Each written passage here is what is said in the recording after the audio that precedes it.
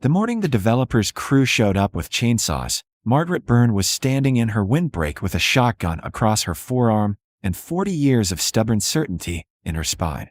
By sunset, 3 lawyers and the county sheriff would be parked in her driveway, and the whole of Lansdale County would be talking about the crazy woman who'd stopped a $20 million development over a line of trees.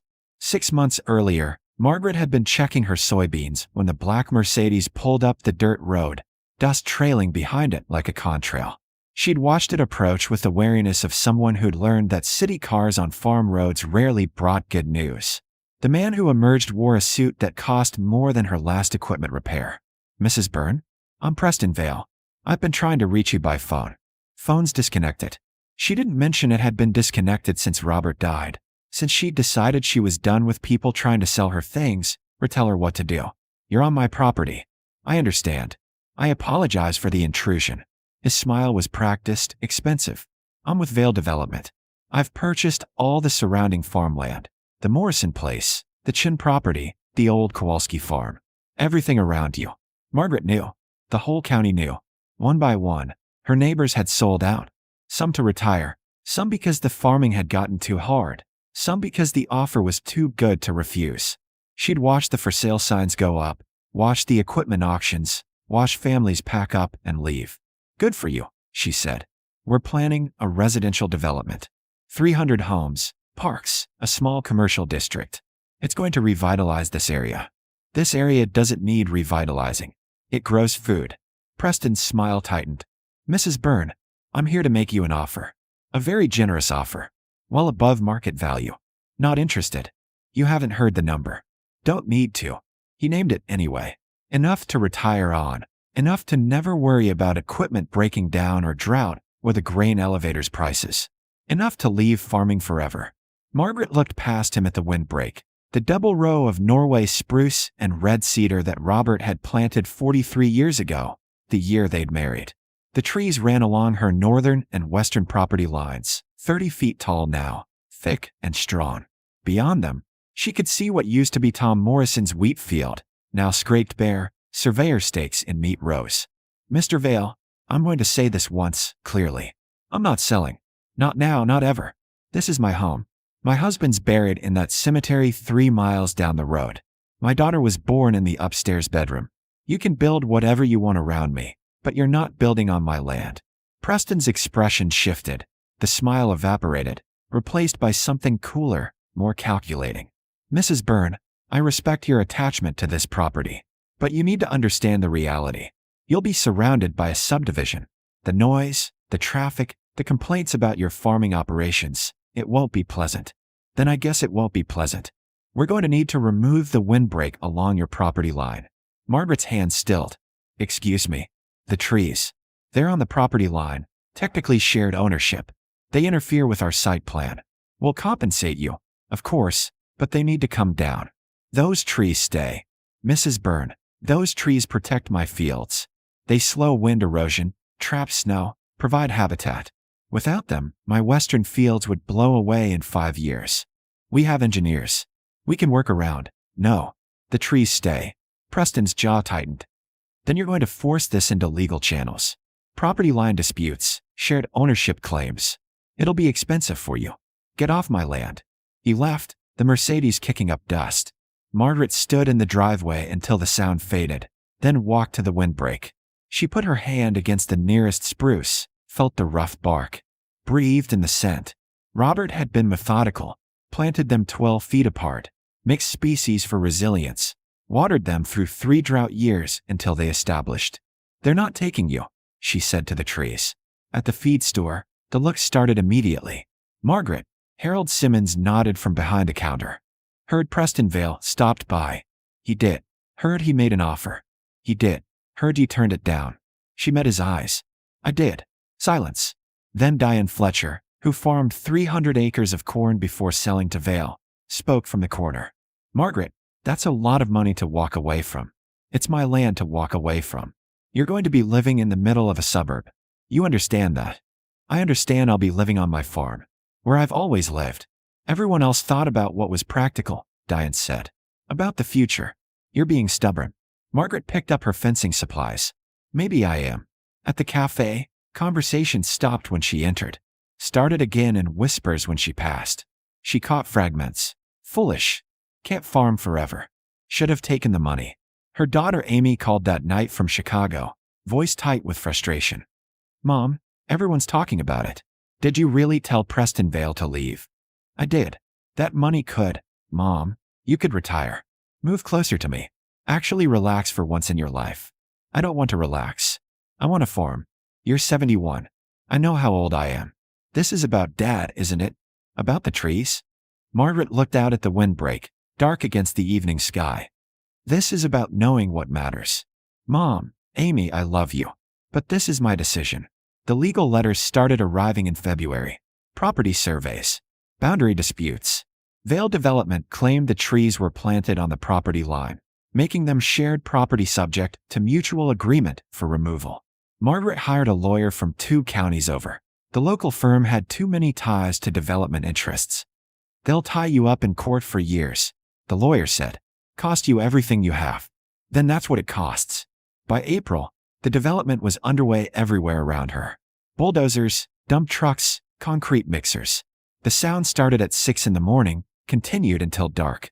Margaret worked her fields in the chaos, planting her spring wheat, her soybeans, her feed corn for the small cattle operation she maintained. The windbreak stood, untouched, but Preston's crew watched it like predators circling prey. Then the summer heat came, and everything changed in ways no one, not Preston, not the lawyers, not the county, had anticipated. The drought started in June, but by mid-July it was the wind that became the real enemy. It came across the plains with nothing to stop it anymore. All the shelter belts and windbreaks that had once dotted the landscape were gone, cleared for Vale's development. The barren construction sites turned into dust bowls. Margaret watched it from her porch, dust devils spiraling through the subdivision in progress, topsoil lifting off the scraped earth in brown clouds, coating everything. The half-built houses, the construction equipment, the stakes marking future streets. The wind screamed across what used to be Chen's soybean field, now just exposed dirt, and slammed into her windbreak. The trees held. Behind them, her field stayed calm. Preston's crew started having problems on week 3 of sustained winds. Construction had to stop when visibility dropped below safety limits. Margaret watched hard-hatted men retreat to their trucks as dust storms rolled through. Her own work continued. She could plant, cultivate, check irrigation lines, all behind the shelter her trees provided. The first house call came from Preston himself, appearing at her door with dust coating his Mercedes. Mrs. Byrne, I need to talk to you. About. We're experiencing some challenges with wind erosion on the development site. Our engineers think that if we could establish some temporary windbreaks, you wanted to cut down my permanent one. His jaw worked. That was before we understood the full scope of the wind patterns in this area. Any farmer could have told you about the wind patterns. Did you ask one? Mrs. Byrne, still not selling. Still not cutting the trees. He left angry. The construction continued, but slower. Margaret watched them try to establish temporary barriers, silt fences, plastic sheeting, straw bales. The wind shredded them all. Topsoil continued to blow, coating the development in a fine layer of what used to be farmland. At the feed store, the mood had shifted. Harold Simmons looked at her with something new in his expression, not quite respect yet, but the beginning of reconsideration. Heard Vale's having trouble with the wind, he said. Seems that way. Heard he asked about your trees. He did. Harold paused, weighing words. Those trees, the way they're positioned, they're blocking the worst of the wind from hitting the development site straight on, aren't they? Margaret smiled. Robert was particular about where he planted them. By August, 3 more problems had emerged. First, the homes under construction were taking wind damage. Shingles blown off, siding loosened. One entire framing wall collapsed during a particularly vicious evening storm. Second, none of the landscaping the development had planned would establish. Saplings kept dying, topsoil kept blowing away. Nothing would take root in the tortured earth. Third, the model homes, completed early to attract buyers, were being passed over. People took one look at the exposed, windswept lots and drove away. Margaret's wheat came in at 23 bushels per acre. Not spectacular, but solid for a drought year. Her fields, protected by the windbreak, retained moisture better than exposed ground. The soil stayed put. Everything her husband had understood about this land, about wind patterns, about the necessity of shelter in the plains, was proving itself again. Amy called. "Mom, I saw an article about the development problems." "Did you?" "People are starting to say the whole project might fail. That Vale overextended himself. People say a lot of things. They're saying he should have listened to you." "About the trees." Margaret looked out at the windbreak, the trees standing like sentinels. "He'll figure it out, or he won't." But Preston was figuring it out. The second visit came in September, and this time he wasn't alone. He brought an engineer, a lawyer, and an environmental consultant. "Mrs. Byrne," Preston said, and his voice had changed, the arrogance gone, replaced by something harder. "My team has analyzed the situation. Your windbreak is providing significant shelter to approximately 60% of our development site. The wind modeling shows that removing those trees would actually worsen our erosion problems. Imagine that. I'm prepared to revise my previous position. The trees can stay, but I need you to grant an easement allowing us to extend the windbreak along the southern edge of the development. We'll pay for all materials and labor. You'd maintain ownership, but allow the extension." Margaret studied the maps they spread across her kitchen table. The proposed extension would connect to her existing windbreak, creating an L shape that would shelter both her western field and their development. "Who plants it?" "We hire the crew." "No. I plant it. My specifications, my species selection, my spacing. You pay for materials and my labor time. Fair wage." Preston's lawyers started to object, but Preston held up a hand. "Done. And it's in the easement that those trees are permanent. No future removal without my written consent." "Agreed. And you pay for 5 years of maintenance, watering, mulching, protection until they're established." Preston's jaw tightened, but he nodded. "Agreed." They drew up the papers. Margaret had her lawyer review them. By October, she was supervising a crew of 10 men, teaching them how to plant windbreak trees properly, depth, spacing, the importance of mixed species. The workers listened like students, these young men who'd been sent to cut down her trees and were now learning to plant them. One of them, a kid named Marcus with calloused hands and a careful way of setting seedlings, stayed after shift. "Ma'am, my grandfather used to farm. Sold out in the 80s. Watching you work, it reminds me of him." "He teach you anything?" "A little. Before he got too tired to care." "You want to learn more?" His eyes widened. "Yes, ma'am. Come by Saturday morning. Early." By November, the extended windbreak was in place. 300 Norway spruce and red cedar saplings, planted in staggered rows, properly mulched and watered. They looked fragile now, but Margaret knew what they'd become. Knew that in 5 years, 10 years, 20, they'd stand tall and strong, sheltering the land the way her husband had always intended. Preston's development stabilized. The wind damage decreased. Landscaping started to establish. The model homes began selling. At the community meeting in December, Preston stood at the podium and announced a name change. Byrne Meadows, in honor of the woman who understood this land better than we did. Margaret, sitting in back, didn't smile. But she didn't object either. The calls started coming after that. Other developers, other communities facing wind erosion, asking for her consulting expertise. She said no to most of them. But when Marcus asked if he could work her spring planting, learn the full cycle, she said yes. "I can't pay much," she warned. "Don't need much. Need to learn." And so the winter passed, and the trees waited for spring, and Margaret Byrne continued farming, surrounded now not by isolation, but by the strange new hybrid of subdivision and farmland, connected by the windbreak that had saved them all. The 3-year anniversary of the windbreak extension fell in October, and by then the trees had grown tall enough to cast real shade. Margaret walked the line at dawn, checking each one, noting growth rates and health. Marcus walked beside her, taking notes in a worn spiral notebook, asking questions she'd learned to anticipate. "Why do you space the cedars 8 feet here, but 12 feet there?" "Wind patterns. See how the topography dips? Creates a channel effect.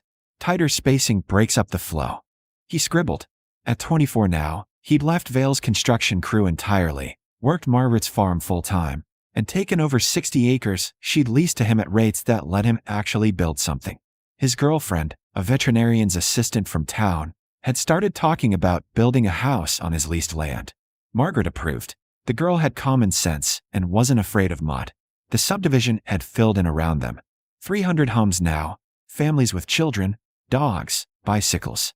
Some residents had complained at first. The smell of manure, the noise of equipment, the reality of living next to working farmland. But Preston, to his credit, had put agricultural easement language in every deed. People knew what they were buying into. And gradually, something unexpected had happened. Mrs. Byrne, a woman, stood at the edge of Margaret's driveway, 2 children behind her. "I'm Rachel Chun. We just moved into 47, Harvest Lane. My kids wanted to ask about the chickens." Margaret had expanded her operation. 40 laying hens now, plus a small flock of heritage turkeys. "What about them? Could we buy eggs from you? And maybe the kids could help feed them sometimes? Learn about it." Margaret looked at the children, maybe 8 and 10, eyes bright with the kind of interest that wasn't performative. "Saturday mornings. 7 a.m. You're on time. You can help. $1 a dozen for the eggs." The boy's face lit up. Really? But if you commit, you show up. Chickens don't care if you're tired." They showed up that Saturday. And the next. By November, Margaret had 6 subdivision kids on a rotating schedule, learning to feed chickens, collect eggs, muck coops. Their parents paid in farm-store gift cards and actual help with fence repair and roof maintenance on her barn. Amy visited for Thanksgiving, stunned by the transformation. "Mom, there are children in your barn. They're learning. You always said you didn't want people around." "I didn't want people telling me what to do. These people want to learn. That's different." Amy walked the property, taking in the Windbreak extension, now clearly visible as a living barrier, the trees thick and green, even in late fall, and the subdivision beyond, strange hybrid of suburban homes and agricultural buffer. "Preston Vale named the development after you." "He did. And you're okay with that?" Margaret considered. "Your father spent his whole life building this farm, making it resilient. Those trees were his idea, his design. Now they're protecting 300 families and 60 acres of working farmland. If they want to put his work in a name, I'm not going to fight it." The winter town meeting brought Margaret an unexpected role. The County Planning Commission had invited her to speak about agricultural buffers in residential development. She'd refused twice, but Preston had called personally. "Margaret, there are 4 more developments planned in this county. If you don't speak, they'll make the same mistakes I did. They'll scrape everything bare and wonder why nothing works." So she stood at the podium in the community center, 74 years old, wearing her good jacket over work boots, and told them the truth. "Farmland works because it's a system," she said. "Trees shelter crops. Crops feed soil. Soil holds water. Water sustains trees. You can't separate these things without consequences. When you scrape land bare for development, you're not just clearing obstacles. You're destroying decades or centuries of built-up resilience."